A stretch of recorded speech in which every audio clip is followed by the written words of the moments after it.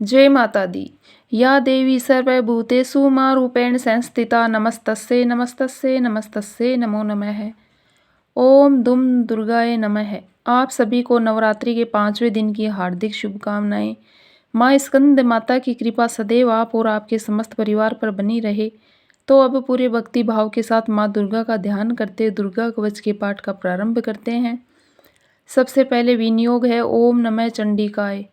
माँ दुर्गा के चंडी रूप को हमारा नमन है। यह भगवान ब्रह्मा जी के द्वारा लिखा गया चंडी कवच है, जिसमें कुल 56 छंद है।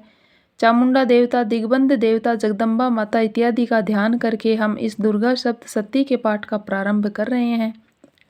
मार्कंडे जी पितामह ब्रह्मा जी से कह रहे हैं कि हे भगवान ब्रह्मा, जो इस विश्व में गोपनीय है, वह रहस्यपूर्ण तथा जो सभी की रक्षा करता है और हमें अधर्म से बचाता है, साथ ही जिसे आपने अभी तक किसी को दिखाया भी नहीं है, ऐसा कोई साधन या उपाय मुझे बताइए।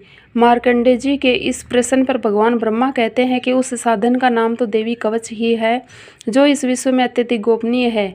वह देवी कवच सभी का कल्याण करने वाला, पवित्रता और पुण्य देने वाला है। आपको इसी का जाप करना चाहिए, इससे ही आपका उद्धार होगा। माँ दुर्गा की 9 मूर्तियाँ हैं। माँ दुर्गा का प्रथम स्वरूप है माँ शैलपुत्री, दूसरा स्वरूप है माँ ब्रह्मचारिणी। माँ दुर्गा का तीसरा स्वरूप है माँ चंद्रघंटा और चौथा स्वरूप है माँ कुष्मांडा। उनका 5वां रूप स्कंद माता का और 6ठा रूप माँ कात्यायनी है। 7वां स्वरूप है माँ कालरात्रि का और 8वां स्वरूप महागौरी के नाम से प्रसिद्ध है। माँ दुर्गा का 9वां रूप है माँ सिद्धिदात्री। यही नव दुर्गा के रूप है, जिसे भगवान ब्रह्मा के द्वारा वेदों के माध्यम से बताया गया है। जो मनुष्य अग्नि में जल रहा हो, सभी ओर से शत्रुओं से घिर गया हो, विपरीत परिस्थितियों का सामना कर रहा हो, और उस समय यदि वह माँ दुर्गा की शरण में जाता है तो उसका कभी भी बुरा नहीं हो सकता है। अर्थात माँ दुर्गा का ध्यान किए जाने पर माँ दुर्गा उसकी हर परिस्थिति में सहायता करती है। यदि युद्ध का समय हो और मनुष्य संकटों में घिरा हुआ हो, तो भी माँ दुर्गा के प्रभाव से उसका कुछ भी पूरा नहीं होता है। माँ दुर्गा उसके दुख, पीड़ा, भय इत्यादि का नाश कर देती है। जो भी भक्तगण माँ दुर्गा की भक्ति करता है, माँ दुर्गा अवश्य ही उन्हें अभय दान देती है। जो कोई भी देवी दुर्गा का ध्यान करता है, माँ दुर्गा उसकी हर प्रकार से रक्षा करती है, और इस बात में कोई भी संशय नहीं है। चामुंडा माता का वाहन प्रेत है और वे उस पर सवारी करती है। वाराही माता का वाहन भैंसा है। ऐन्द्री माता का वाहन हाथी है, तो वहीं वैष्णवी माता का वाहन गरुड़ है। भगवान शिव की पत्नी व सभी की ईश्वरी माँ पार्वती का वाहन वृषभ है। कुमारी माता का वाहन मोर है। लक्ष्मी माता कमल के आसन पर विराजमान है और उन्होंने अपने हाथों में भी कमल लिया हुआ है। वे भगवान विष्णु को अत्यधिक प्रिय है। वृषभ पर बैठी हुई माँ पार्वती का रंग सफ़ेद है। भगवान ब्रह्मा की पत्नी माँ ब्राह्मी या माँ सरस्वती हंस पर बैठी हुई है और सभी प्रकार के आभूषण पहने हुए हैं। इस प्रकार से माता रानी अपने भिन्न भिन्न रूपों में सभी तरह के योग व शक्तियों को ली हुई है। उन्होंने कई प्रकार के आभूषण व रत्न पहने हुए हैं, जो उनकी शोभा को बढ़ा रहे हैं। माँ दुर्गा का एक रूप अत्यधिक क्रोध में रथ पर बैठा हुआ दिखाई देता है, जो दुष्टों का नाश करने के लिए है। वे अपने हाथ में शंख, सुदर्शन चक्र, गदा, हल, मूसल आदि लिए हुए हैं। इसके अलावा उन्होंने अपने हाथों में खेक, तोमर, परशु, पास, त्रिशूल तथा उत्तम कोटि का धनुष भी लिया हुआ है। माँ दुर्गा दैत्यों, दुष्टों में राक्षसों का नाश कर देती है, भक्तों का कल्याण करती है तथा देवताओं का सदैव हित करती है। इसी उद्देश्य के तहत ही उन्होंने भिन्न भिन्न भांति के अस्त्र शस्त्र लिए हुए हैं। माँ दुर्गा के महारुद्र, प्रलयंकारी, पराक्रमी, महाशक्तिशाली, अत्यधिक उत्साही तथा भय का नाश कर देने वाले इस रूप को हम सभी नमस्कार करते हैं। माँ देवी के उस प्रलयंकारी रूप की ओर देखना भी बहुत मुश्किल है, जो शत्रुओं का भय बढ़ाने का कार्य करता है। पूर्व दिशा में ऐन्द्री देवी मेरी रक्षा कीजिए। आग्नेय दिशा में अग्नि देवी मेरी रक्षा कीजिए। दक्षिण दिशा में वाराही माता, नृत्य कोण में खड्गधारिणी माँ, पश्चिम दिशा में वारुणी देवी और वायव्य कोण में भृगवानी देवी मेरी रक्षा कीजिए। उत्तर दिशा में माँ कुमारी, ईशान कोण में शूलधारिणी। आकाश से अर्थात ऊपर से माँ ब्राह्मणी तथा नीचे अर्थात पाताल लोक से माँ वैष्णवी मेरी रक्षा कीजिए। राक्षसों के शवों को अपने वाहन के रूप में उपयोग में लाने वाली माँ चामुंडा देवी, आप 10 दिशाओं से मेरी रक्षा कीजिए। आगे से माँ जया और पीछे से माँ विजय, आप मेरी रक्षा कीजिए। माँ अजिता मेरे वाम भाग में और दक्षिण भाग में अपराजिता देवी मेरी रक्षा करें। मेरे शिखा की रक्षा उद्योदिनी देवी और माँ उमा मेरे सिर की रक्षा करे। अर्थात उसमें वास करें। आप मेरे ललाट की मालाधारी के रूप में और भौहों का यशस्वी के रूप में संरक्षण करें। भौहों के बीच में त्रिनेत्र के रूप में और नाक की यमघंटा के रूप में रक्षा करें। दोनों हाथों के बीच में शंख माता के रूप में और कानों के द्वार वासिनी के रूप में रक्षा करें। मेरे कपाल की कालिका के रूप में और कानों के मूल की शंकरी देवी रक्षा करें। नासिका की सुगंधा देवी और होठ के ऊपरी भाग की चर्चिका देवी रक्षा करें। होठ के निचले भाग की रक्षा अमृत कला देवी और जीभ की सरस्वती देवी रक्षा करें। मेरे दांतों की कुमारी देवी, कंठ की चंडिका देवी, घट्टिका की चित्रघंटा देवी और तालु की महामाया देवी रक्षा करें। मेरी ठोडी की कामाक्षी देवी, वाणी की सर्वमंगला देवी, ग्रीवा की भद्रकाली तथा मेरुदंड की धनुर्धारी देवी रक्षा करें। बाहरी कंठ की नील ग्रवा देवी, कंठ नलिका की नल कुमरी, कंधों की खड़ग देवी और भुजाओं की वज्रधारिणी देवी रक्षा करें। दोनों हाथों की धनी देवी, अंगुलियों की जगदम्बिका माता, नाखूनों की शूले सबरी देवी और पेट की कुलेश्वरी देवी रक्षा करें। स्तनों की महादेवी, मन की शोक विनाशिनी देवी, हृदय की ललिता देवी और उदर की शूलधारिणी देवी रक्षा करें। नाभि की कामिनी देवी, गुहा की गुहेश्वरा व कामिका देवी तथा गुद्दा की महिषवासिनी देवी रक्षा करें। कटी भाग की भगवती देवी, घुटनों की विंध्यवासिनी देवी, जांघों की महाबला देवी रक्षा करें और सभी कामनाओं को पूरा करें। मेरी घुटनों की नरसिंगी देवी, पैरों के आगे भाग की तेजस्वी देवी, पैरों की अंगुलियों की श्री देवी और पैरों के तले की तलवासिनी देवी रक्षा करें। पैरों के नाखूनों की दृष्टा कराली देवी, केशों की उद्धव केशनी देवी, रोम छिद्रों की कोबरी देवी तथा त्वचा की बागेश्वरी देवी रक्षा करें। माँ पार्वती देवी मेरी रक्त मांस हड्डियों आदि की रक्षा करें। आंतों की कालरात्रि देवी और पित्त की मुकुट सबरी देवी रक्षा करें। पद्म कोशों की माँ पद्मावती देवी, कफ की चूड़ामणि देवी, नाखूनों की धार की ज्वालामुखी देवी और शरीर की संधियों की अभद्र देवी रक्षा करें। मेरे वीर्य की रक्षा माँ ब्राह्मणी देवी, छाया की छत्री सबरी देवी तथा धर्मधारिणी देवी मेरे अहंकार व मन और बुद्धि की रक्षा करें। हे माँ दुर्गा, आप मेरे प्राणों व्यान उदान की समान रूप से रक्षा करें। वज्रहस्ता देवी मेरे प्राणों की रक्षा करें और मेरा कल्याण करें। आप मेरी सभी इंद्रियों रस रूप गंध शब्द व स्पर्श में बसती है नारायणी देवी, आप मेरी सत्व गुण रजगुण तमोगुण की रक्षा करें। मेरे आयु की वाराही देवी, वैष्णवी देवी, धर्म की पथ यश कीर्ति की लक्ष्मी देवी तथा धन व विद्या की चक्रणी देवी रक्षा करें। इंदिरा देवी मेरे गोत्र की चंडी देवी, मेरे पशुओं की महालक्ष्मी देवी, मेरे पुत्रों की और भैरवी देवी मेरी पत्नी की रक्षा करें। मेरे पथ की सुपत्ता देवी और उस मार्ग की क्षेमकरी देवी, राजा के दरबार में महालक्ष्मी देवी तथा सभी जगह निवास करने वाली विजय देवी मेरे भय की रक्षा करें। हे माँ दुर्गा, जो भी स्थान या अंग इस देवी कवच में रह गया है और वह अभी भी रक्षा करने योग्य है, तो आप उसकी भी रक्षा कीजिए। आप मेरे पापों का नाश करके मेरा उद्धार कीजिए। माँ दुर्गा की आज्ञा के बिना कोई भी व्यक्ति इस विश्व में एक कदम भी आगे नहीं बढ़ सकता है। हम यदि कहीं भी जा रहे हैं तो हमें अवश्य इस देवी कवच का पाठ करना चाहिए और उसके बाद ही प्रस्थान करना चाहिए। इस दुर्गा रक्षा कवच के पाठ से हमें हर जगह लाभ व सफलता मिलती है और हमारे सभी काम बन जाते हैं। जब हम भी माँ दुर्गा का ध्यान करते हैं, वैसे ही हमारे सभी काम बनते चले जाते हैं। उस व्यक्ति को इस पृथ्वी पर बिना किसी तुलना के परम यश और वैभव प्राप्त होता है। जो भी भक्तगण इस देवी रक्षा कवच का पाठ करता है, उसका भय समाप्त हो जाता है, युद्ध में उसकी विजय होती है तथा वह तीनों लोकों में पूजनीय हो जाता है। देवी माता का ये रक्षा कवच देवताओं तक के लिए बहुत दुर्लभ है। जो व्यक्ति इस देवी कवच का तीनों समय श्रद्धा भाव के साथ पाठ करता है, उसे देवी माता की कृपा से तीनों लोकों की विजय प्राप्त मिलती है। वह काल मृत्यु के भय से दूर होता है तथा 100 वर्षों से भी अधिक समय तक जीवित रहता है। इस दुर्गा कवच के पाठ से व्यक्ति के शरीर में होने वाले हर तरह के रोग समाप्त हो जाते हैं। उसके शरीर में बनने वाला विष भी समाप्त हो जाता है तथा कोई रोग उसका कुछ भी नहीं बिगाड़ सकता है। जो भी मनुष्य इस दुर्गा रक्षा कवच को अपने हृदय में धारण कर लेता है, उस पर इस पृथ्वी पर होने वाले सभी तरह के अभिचारण मंत्र तंत्र का प्रभाव समाप्त हो जाता है।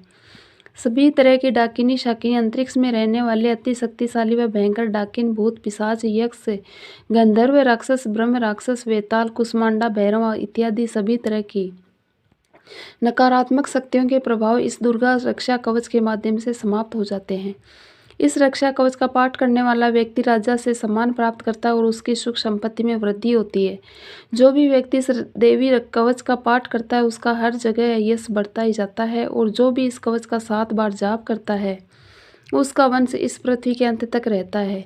इसके पश्चात जब उसकी मृत्यु हो जाती है तब वह माँ दुर्गा के आशीर्वाद से परम स्थान को प्राप्त करता है, जो देवताओं को भी अत्यंत दुर्लभ है। उसे महामाया का प्रसाद मिलता है और उसकी मुक्ति हो जाती है।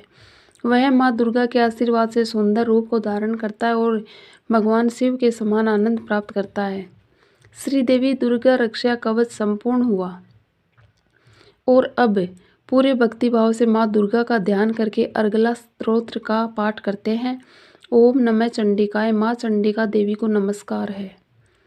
मार्कंडेय ऋषि जी कहते हैं, जयंती अर्थात सबसे उत्कृष्ट और विजयशालिनी, मंगला अर्थात अपने भक्तों के जन्म मरण आदि संसार बंधन को दूर करने वाली, मोक्षदायिनी मंगलदायी देवी काली अर्थात प्रलय काल में संपूर्ण सृष्टि को अपना ग्रास बना लेने वाली देवी भद्रकाली अर्थात अपने भक्तों के लिए भद्र अथवा मंगल स्वीकार करने वाली कपालिनी अर्थात हाथ में कपाल तथा गले में मुंडमाला धारण करने वाली दुर्गा अर्थात कर्म एवं उपासना स्वरूप दुस्साध्य साधन से प्राप्त होने वाली क्षमा अर्थात अत्यंत करुणामय स्वभाव होने के कारण अपने भक्तों के सारे अपराध क्षमा करने वाली शिवा अर्थात सबका कल्याण करने वाली धात्री अर्थात संपूर्ण प्रपंच को धारण करने वाली स्वाहा अर्थात स्वाहा रूप से यज्ञ भाग ग्रहण करके देवताओं का पोषण करने वाली, और स्वधा अर्थात स्वधा रूप से श्राद्ध और तर्पण को स्वीकार करके पितरों का पोषण करने वाली इन नामों से प्रसिद्ध है।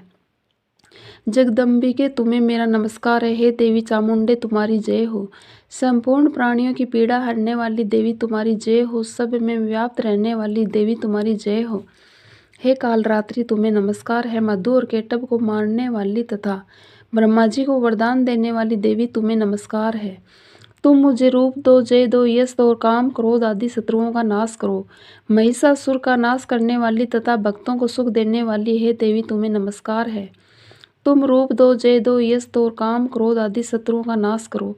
रक्त बीज का वध और चंड मुंड का विनाश करने वाली हे देवी तुम रूप दो, जय दो, यश दो और काम क्रोध आदि शत्रुओं का नाश करो।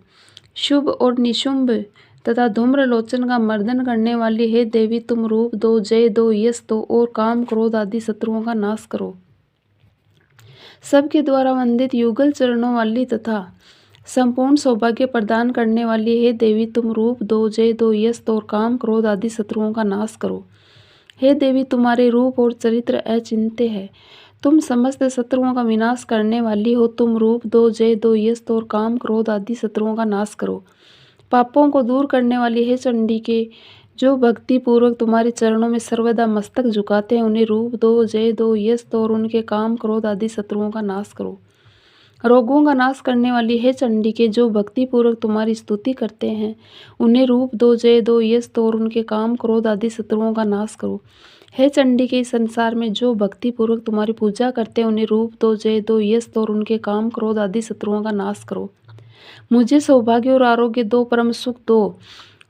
रूप दो, जय दो, यश दो और मेरे काम क्रोध आदि शत्रुओं का नाश करो। जो मुझसे द्वेष रखते हों उनका नाश और मेरे बल की वृद्धि करो। रूप दो, जय दो, यश दो और मेरे काम क्रोध आदि शत्रुओं का नाश करो। हे देवी मेरा कल्याण करो, मुझे उत्तम संपत्ति प्रदान करो। रूप दो, जय दो, यश दो और मेरे काम क्रोध आदि शत्रुओं का नाश करो। हे अंबिके, देवता और असुर दोनों ही अपने माथे के मुकुट की मणियों को तुम्हारे चरणों पर घिसते रहते हैं।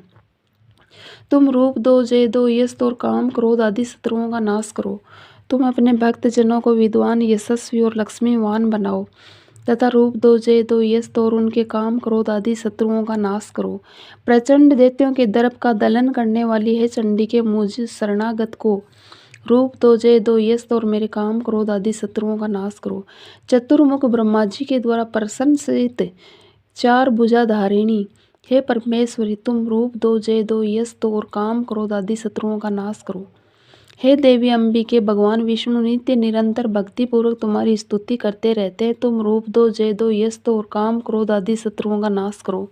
हिमालय कन्या पार्वती के पति महादेव जी के द्वारा प्रशंसित होने वाली है। परमेश्वरी तुम रूप दो, जय दो, यश दो और काम क्रोध आदि शत्रुओं का नाश करो। सच्चिपति इंद्र के द्वारा सद्भाव से पूजित होने वाली परमेश्वरी तुम रूप दो, जय दो, यश दो और काम क्रोध आदि शत्रुओं का नाश करो।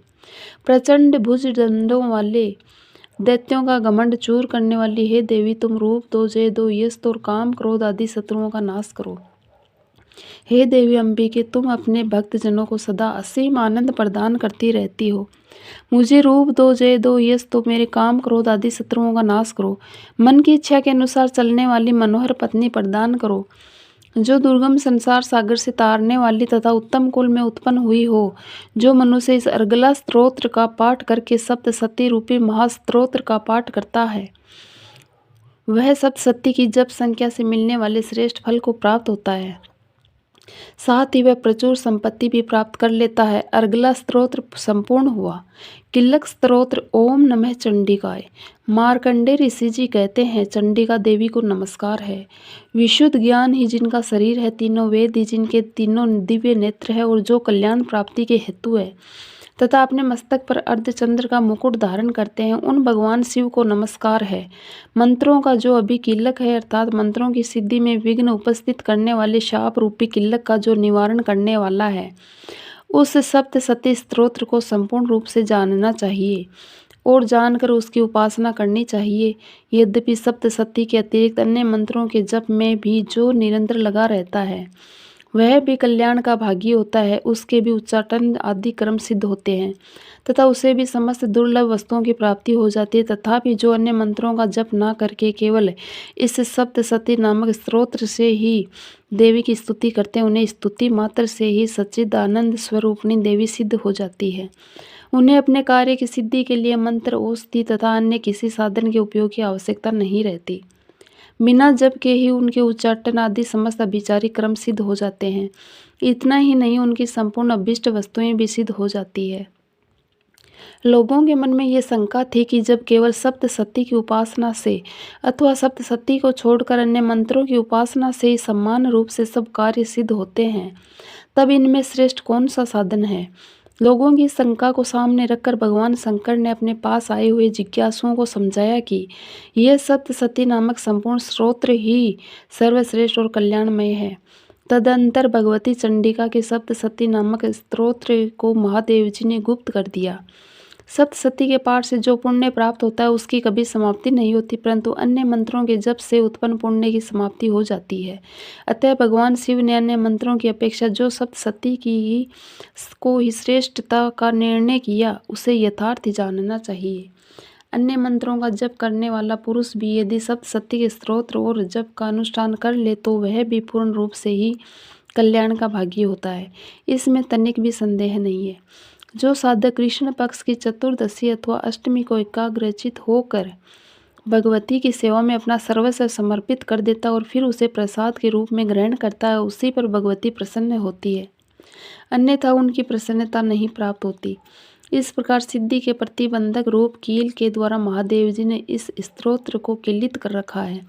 जो पूर्वोक्त रीति से निष्कीलन करके इस सप्तशती स्तोत्र का प्रतिदिन स्पष्ट उच्चारण पूर्वक पाठ करता है, वह मनुष्य सिद्ध हो जाता है। वही देवी का पार्षद होता है और वही गंधर्व भी होता है। सर्वत्र विचरते रहने पर भी इस संसार में उसे कहीं भी भय नहीं होता। वह अब मृत्यु के वश में नहीं पड़ता तथा देह त्यागने के बाद वह मोक्ष प्राप्त कर लेता है। अतः कीलन को जानकर उसका परिहार करके ही सप्तशती का पाठ आरंभ करें। जो ऐसा नहीं करता उसका नाश हो जाता है। इसलिए कीलक और निष्कीलन का ज्ञान प्राप्त करने पर ही यह स्तोत्र निर्दोष होता है और विद्वान पुरुष इस निर्दोष स्तोत्र का पाठ आरंभ करते हैं। स्त्रियों में जो कुछ भी सौभाग्य आदि दृष्टि गोचर होता है, वह सब देवी के प्रसाद रूप का ही फल है।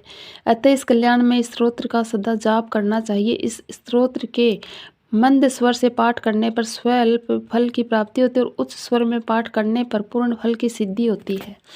अतः उच्च स्वर से ही इसका पाठ आरंभ करना चाहिए, जिनके प्रसाद से ऐश्वर्य, सौभाग्य, आरोग्य, संपत्ति, शत्रुनाश तथा परम मोक्ष की भी सिद्धि होती है।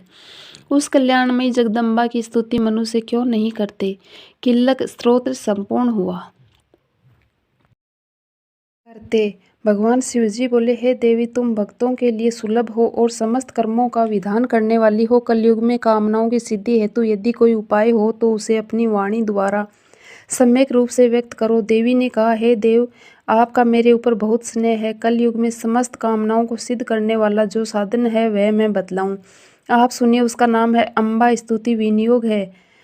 आप इस दुर्गा सप्तश्लोकी स्तोत्र मंत्र के नारायण ऋषि हैं। अनुष्टुप छंद हैं। श्री महाकाली, महालक्ष्मी और महासरस्वती देवता है और श्री दुर्गा की प्रसन्नता के लिए सप्तश्लोकी दुर्गा पाठ में इसका विनियोग किया जाता है। भगवती महामाया देवी ज्ञानियों के भी चित्त को बलपूर्वक खींचकर मोह में डाल देती है। माँ दुर्गे आप स्मरण करने पर सब प्राणियों का भय हर लेती है और स्वस्थ पुरुषों द्वारा चिंतन करने पर उन्हें परम कल्याणकारी बुद्धि प्रदान करती है। दुख, दरिद्रता और भय हारने वाली है। हे देवी, आपके अतिरिक्त अन्य और कौन है जिसका चित्त सबका उपकार करने के लिए सदा ही दया से द्रवीभूत रहता है। हे नारायणी, तुम हर प्रकार का मंगल प्रदान करने वाली मंगलमय हो, कल्याणदायिनी शिवा हो। सब पुरुषार्थ को सिद्ध करने वाली शरणागत वत्सला, 3 नेत्रों वाली गौरी, तुम्हें नमस्कार है। शरण में आए हुए दीन, दुखी और पीड़ितों की रक्षा में संलग्न रहने वाली तथा सबकी पीड़ा दूर करने वाली हे नारायणी देवी, तुम्हें नमस्कार है। सर्व स्वरूपा, सर्वेश्वरी और सब प्रकार की शक्तियों से संपन्न हे दुर्गे देवी, हर प्रकार के भयों से हमारी रक्षा करो, तुम्हें नमस्कार है। हे देवी, तुम प्रसन्न होने पर सब रोगों को नष्ट कर देती और कपित होने पर मनोवांछित सभी कामनाओं का नाश कर देती हो। जो लोग तुम्हारी शरण में जा चुके हैं उन पर विपत्ति तो आती ही नहीं। तुम्हारी शरण में आए हुए मनुष्य दूसरों को भी शरण देने वाले हो जाते हैं। हे सर्वेश्वरी, तुम इसी प्रकार तीनों लोकों की समस्त बाधाओं को शांत करो और हमारे शत्रुओं का नाश करती रहो। इस प्रकार से श्री दुर्गा सप्तश्लोकी संपूर्ण हुआ। और अब मन में माँ भगवती दुर्गा का ध्यान करते हुए ओम नमः चंडिकाय इस मंत्र का उच्चारण कीजिए और पूरे भक्तिभाव से पहले 9वें अध्याय का पाठ करेंगे और उसके बाद 10वें अध्याय का पाठ करेंगे। और दुर्गा सप्तशती के 9वें अध्याय में निशुंभ के वध का वर्णन किया गया है। ओम नमः चंडिकाय राजा ने कहा है, भगवान, आपने रक्त बीज के वधि से संबंध रखने वाले देवी चरित्र का यह अद्भुत महात्म्य मुझे बतलाया। अब रक्त बीज के मारे जाने पर अत्यंत क्रोध में भरे हुए शुंभ और निशुंभ ने जो कर्म किया उसे मैं सुनना चाहता हूँ। ऋषि कहते हैं, राजन, युद्ध में रक्त बीज तथा अन्य दैत्यों के मारे जाने पर शुंभ और निशुंभ के क्रोध की सीमा ना रही। अपनी विशाल सेना इस प्रकार मारी जाती देखकर निशुंभ अमर्ष से भरकर देवी की ओर दौड़ा। उसके साथ असुरों की प्रधान सेना थी। उसके आगे पीछे तथा पार्श्व भाग में बड़े बड़े असुर थे जो क्रोध से ओट चबाते हुए देवी को मार डालने के लिए आए। और महापराक्रमी शुंभ भी अपनी सेना के साथ मात्र गणों से युद्ध करके क्रोधवश चंडिका को मारने के लिए आ पहुंचा। तब देवी के साथ शुंभ और निशुंभ का घोर संग्राम छिड़ गया। वे दोनों दैत्य के मेघों की भांति बाणों की भयंकर वृष्टि कर रहे थे। उन दोनों के चलाए हुए बाणों को चंडिका ने अपने बाणों के समूह से तुरंत काट डाला और शस्त्र समूहों की वर्षा करके उन दोनों दैत्य पतियों के अंगों में भी चोट पहुंचाई। निशुंभ ने तीखी तलवार और चमकती हुई ढाल लेकर देवी के श्रेष्ठ वाहन सिंह के मस्तक पर प्रहार किया। अपने वाहन को चोट पहुंचने पर देवी ने छुरा नामक बाण से निशुंभ की श्रेष्ठ तलवार तुरंत ही काट डाली और उसकी ढाल को भी, जिसमें 8 चांद जड़े थे, खंड खंड कर दिया। ढाल और तलवार के कट जाने पर उस असुर ने शक्ति चलाई, किंतु सामने आने पर देवी ने चक्र से उसके भी 2 टुकड़े कर दिए। अब तो निशुंभ क्रोध से जल उठा और उस दानव ने देवी को मारने के लिए शूल उठाया, किंतु देवी ने समीप आने पर उसे भी मुक्के से मारकर चूर्ण कर दिया। तब उसने गदा उठाकर देवी के ऊपर चलाई, परंतु वह भी देवी के त्रिशूल से कटकर भस्म हो गई। तदंतर दैत्यराज निशुंभ को फरसा हाथ में लेकर आते देखकर देवी ने बाण समूह से घायल कर धरती पर सुला दिया। उस भयंकर पराक्रमी भाई निशुंभ के धराशायी हो जाने पर शुंभ को बड़ा क्रोध हुआ और अंबिका का वध करने के लिए वह आगे बढ़ा। रथ पर बैठे बैठे उत्तम आयुधों से सुशोभित अपनी बड़ी बड़ी 8 अनुपम भुजाओं से समूचे आकाश को ढक कर वह अद्भुत शोभा पाने लगा। उसे आते देखकर देवी ने शंख बजाए और धनुष की प्रत्यंचा का भी अत्यंत दुस्साह शब्द किया। साथ ही अपने घंटे के शब्द से, जो समस्त दैत्य सैनिकों का तेज नष्ट करने वाला था, संपूर्ण दिशाओं को व्याप्त कर दिया। तदंतर सिंह ने भी अपनी दहाड़ से, जिसे सुनकर बड़े बड़े गजराजों का महान मंजूर हो जाता था। आकाश, पृथ्वी और 10 दिशाओं को गुंजा दिया। फिर काली ने आकाश में उछलकर अपने दोनों हाथों से पृथ्वी पर आघात किया। उससे ऐसा भयंकर शब्द हुआ जिससे पहले के सभी शब्द शांत हो गए। तत्पश्चात शिवदूती ने दैत्यों के लिए अमंगलजनक अट्टहास किया। इन शब्दों को सुनकर समस्त असुर धरा उठे, किंतु शुंभ को बड़ा क्रोध हुआ। उस समय देवी ने जब शुंभ को लक्ष्य करके कहा, ओ दुरात्मन, खड़ा रह, खड़ा रह। तभी आकाश में खड़े हुए देवता बोल उठे, जय हो, जय हो। शुंभ ने आकर ज्वालाओं से युक्त अत्यंत भयानक शक्ति चलाई। अग्निमय पर्वत के समान आती हुई उस शक्ति को देवी ने बड़े भारी लुक्के से दूर कर दिया। तब उस समय शुंभ के सिंहनाद से तीनों लोग गूंज उठे। हे राजन, उसकी प्रतिध्वनि से वज्रपात के समान भयानक शब्द हुआ जिसने अन्य शब्दों को जीत लिया। शुंभ के चलाए हुए बाणों के देवी ने और देवी के चलाए हुए बाणों के शुंभ ने अपने भयंकर बाणों द्वारा सैकड़ों और हजारों टुकड़े कर दिए। तब क्रोध में भरी हुई चंडिका ने शुंभ को सूचे मारा। इसके आघात से मूर्छित हो वह जमीन पर गिर पड़ा। इतने में ही निशुंभ को चेतना हुई और उसने धनुष बाण में हाथ में लेकर बाणों द्वारा देवी काली तथा सिंह को घायल कर डाला। फिर उस दैत्यराज ने 10,000 बाहें फैलाकर चक्रों के प्रहार से चंडिका को आच्छादित कर दिया।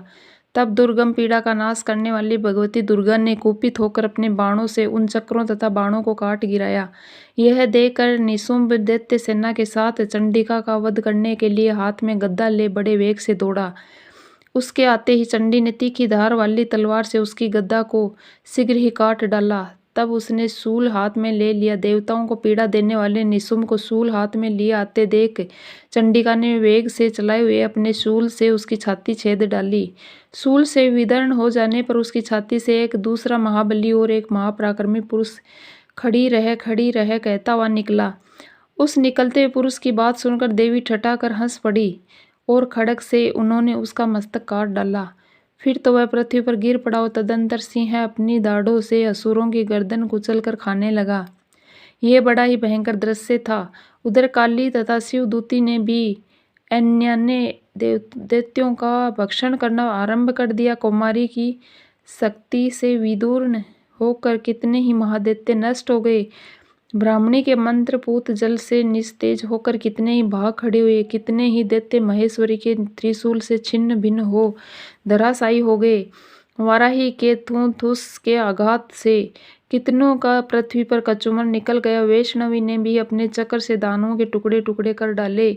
ऐन्द्री के हाथ से छुटे वज्र से भी कितने ही प्राणों से हाथ धो बैठे। कुछ असुर नष्ट हो गए, कुछ उस महायुद्ध से भाग गए तथा कितने ही काली, शिवदूती तथा सिंह ने ग्रास बना लिए। ओम नमः चंडिकाय। इस प्रकार श्री मार्कंडेय पुराण में सावर्णिक मनवंतर की कथा के अंतर्गत देवी महात्म्य में निशुंभ वध नामक 9वां अध्याय पूरा हुआ। और अब आप सुनेंगे 10वां अध्याय। 10वें अध्याय में शुंभ के वध का वर्णन किया गया है। ऋषि कहते हैं कि हे राजन, अपने प्राणों के समान प्यारे भाई निशुंभ को मारा गया देखकर तथा सारी सेना का संहार होता जानकर शुंभ ने कुपित होकर कहा, दुष्ट दुर्गे, तू बल के अभिमान में आकर झूठ मूठ का घमंड ना दिखा। तू बड़ी मानिनी हुई है, किंतु दूसरी स्त्रियों के बल का सहारा लेकर लड़ती है। देवी बोली, ओ दुष्ट, मैं अकेली ही हूँ। इस संसार में मेरे सिवा दूसरी कौन है? देख, ये मेरी ही विभूतियाँ हैं, अतः मुझ में ही प्रवेश कर रही है। तदंतर ब्राह्मणी आदि समस्त देवियाँ अंबिका देवी के शरीर में ही लीन हो गई। उस समय केवल अंबिका देवी ही रह गई। देवी बोली, मैं अपनी ऐश्वर्य शक्ति से अनेकों रूपों में यहाँ उपस्थित हुई हूँ। उन सभी रूपों को मैंने समेट लिया है और अब अकेली ही युद्ध में खड़ी हूँ। तुम भी स्थिर हो जाओ। ऋषि कहते हैं, तदंतर देवी और शुंभ दोनों में सब देवताओं तथा दानवों के देखते देखते भयंकर युद्ध छिड़ गया। बाणों की वर्षा और तीखे शस्त्रों एवं दारुण अस्त्रों के प्रहार के कारण उन दोनों का युद्ध सब लोगों के लिए बड़ा भयानक प्रतीत हो रहा था। उस समय अंबिका देवी ने जो सैकड़ों दिव्य अस्त्र छोड़े, उन्हें दैत्यराज शुंभ ने उनके निवारक अस्त्रों द्वारा काट डाला। इसी प्रकार शुंभ ने भी जो दिव्य अस्त्र चलाए, उन्हें परमेश्वरी ने भयंकर हुंकार शब्द के उच्चारण आदि के द्वारा खिलवाड़ में ही नष्ट कर डाला। तब उस असुर ने सैकड़ों बाणों से देवी को आच्छादित कर दिया। यह देखकर क्रोध में भरी हुई उन देवी ने भी बाण मारकर उसका धनुष काट डाला और धनुष कट जाने पर फिर दैत्यराज ने शक्ति हाथ में ले ली, किंतु देवी ने चक्र से उसके हाथ की शक्ति को भी काट गिराया। तत्पश्चात दैत्यों के स्वामी शुंभ ने 100 चांद वाली चमकती हुई ढाल और तलवार हाथ में लेकर उस समय देवी पर धावा किया। उसके आते ही चंडिका ने अपने धनुष से छोड़े गए तीखे बाणों द्वारा उसकी सूर्य किरणों के समान उज्ज्वल ढाल और तलवार को तुरंत ही काट दिया। फिर उस दैत्य के घोड़े और सारथी मारे गए। धनुष तो पहले ही कट चुका था, अब उसने अंबिका को मारने के लिए उद्यत होकर भयंकर मुद्दर हाथ में ले लिया। उसे आते देख देवी ने अपने तीखे बाणों से उसका मुद्दर भी काट डाला। तिस पर भी वह असुर मुक्का तानकर बड़े वेग से देवी की ओर झपटा। उस दैत्यराज ने देवी की छाती में मुक्का मारा, तब उन देवी ने भी उसकी छाती में एक चांटा जड़ दिया। देवी का थप्पड़ खाकर दैत्यराज शुभ पृथ्वी पर गिर पड़ा, किंतु पुनः सहसा पूर्ववत उठकर खड़ा हो गया। फिर वह उछला और देवी को ऊपर ले जाकर आकाश में खड़ा हो गया। तब चंडिका आकाश में भी बिना किसी आधार के ही शुंभ के साथ युद्ध करने लगी। उस समय दैत्य और चंडिका आकाश में एक दूसरे से लड़ने लगे। उनका वह युद्ध पहले सिद्ध और मुनियों को विषय में डालने वाला बना। फिर अंबिका ने शुंभ के साथ बहुत देर तक युद्ध करने के पश्चात उसे उठाकर घुमाया और पृथ्वी पर पटक दिया। पटके जाने पर पृथ्वी पर आने के बाद वह दुष्ट आत्मा दैत्य पुनः चंडिका का वध करने के लिए उनकी ओर बड़े वेग से दौड़ा। तब समस्त दैत्यों के राजा शुंभ को अपनी ओर आते देखकर देवी ने त्रिशूल से उसकी छाती छेदकर उसे पृथ्वी पर गिरा दिया। देवी की शूल की धार से घायल होने पर उसके प्राण पखेरु उड़ गए और वह समुद्रों, द्वीपों, पर्वतों सहित समूची पृथ्वी को कंपित पड़ा। तदंतर उस दुरात्मा के मारे जाने पर संपूर्ण जगत प्रसन्न और पूर्ण स्वस्थ हो गया तथा आकाश स्वच्छ दिखाई देने लगा। पहले जो उत्पात सूचक मेघ और उल्कापात होते थे वे सब शांत हो गए तथा उस दैत्य के मारे जाने पर नदियां भी ठीक मार्ग से बहने लगी। उस समय शुंभ की मृत्यु के बाद संपूर्ण देवताओं का हृदय हर्ष से भर गया और गंधर्व गण मधुर गीत गाने लगे। दूसरे गंधर्व बाजे बजाने लगे और अप्सराएं नाचने लगी। पवित्र वायु बहने लगी। सूर्य की प्रभा उत्तम हो गई। अग्निशाला की बुझी हुई आग अपने आप प्रज्वलित हो उठी तथा संपूर्ण दिशाओं के भयंकर शब्द शांत हो गए। ओम नमः चंडिका। इस प्रकार श्री मार्कंडेय पुराण में सावर्णिक मनवंतर की कथा के अंतर्गत देवी महात्म्य में शुभ वध नाम 10वां अध्याय पूरा हुआ। कल की कथा में आप सुनेंगे दुर्गा सप्तशती का 11वां अध्याय और अब आप सुनेंगे माँ दुर्गा की आरती।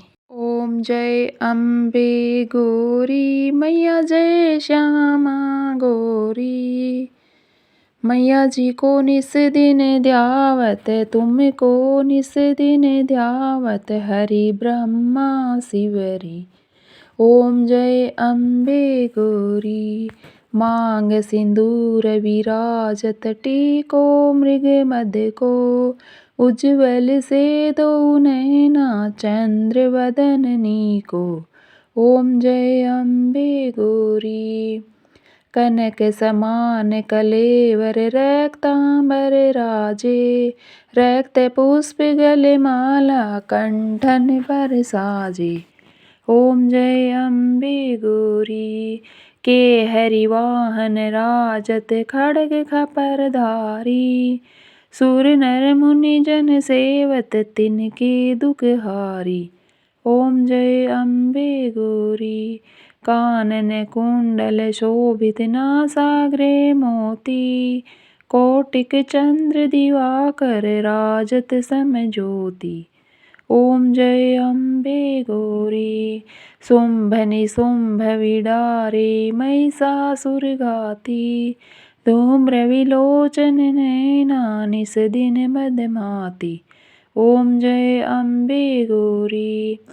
64 योगिनी गावत, नृत्य करत भैरू, बाजत ताल मृदंगा और बाजत डमरू। ओम जय अम्बे गौरी। भुजाचार अति शोभित, खड्ग खपर धारी, मन वांछित फल पावत, सेवत नर नारी।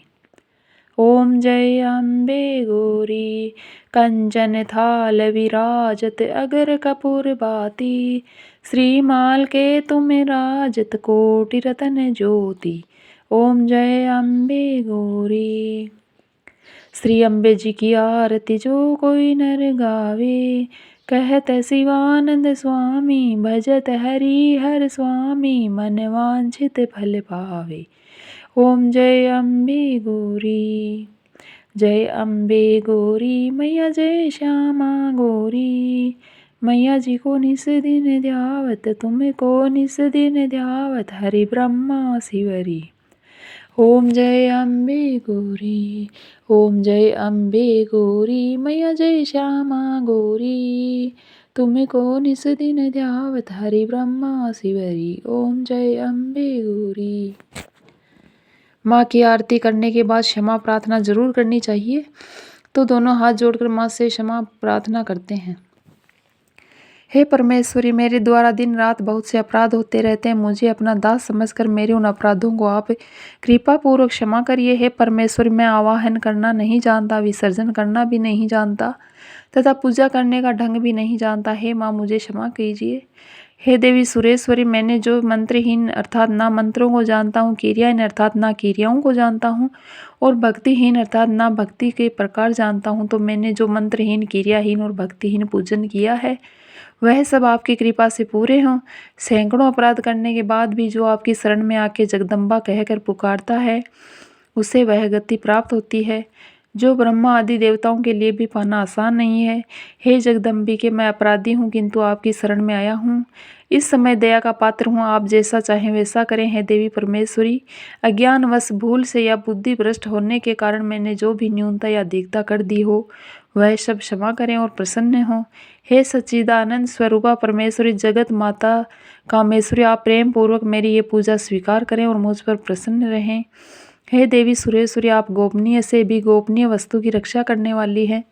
मेरे निवेदन किए हुए इस जप को ग्रहण करिए।